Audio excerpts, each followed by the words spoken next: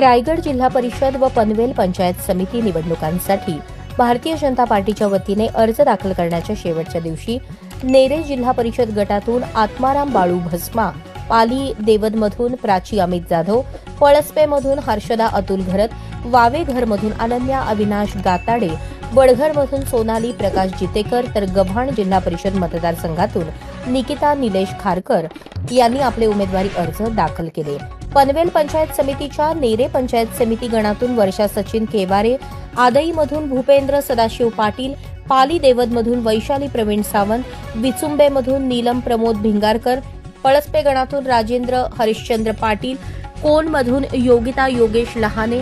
पोयंजे गणातून अस्मिता अनंत पाटील, वावेघरमधून राजू पाटील, करंजाडेमधून रंजना सदाशिव वासकर, वडघरमधून मनीषा गजानन पाटील, वहाळ गणातून वितेश त्रिंबक म्हात्रे, गव्हाणमधून जिज्ञासा मनोहर कोळी,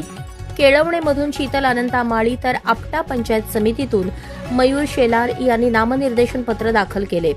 दरम्यान मंगळवारी केळवणे जिल्हा परिषद मतदारसंघातून मंगेश वाकडीकर व वावंजे जिल्हा परिषद मतदारसंघातून कमळा देशेकर, वावंजे पंचायत समिती गणासाठी आरती कुणाल काटे,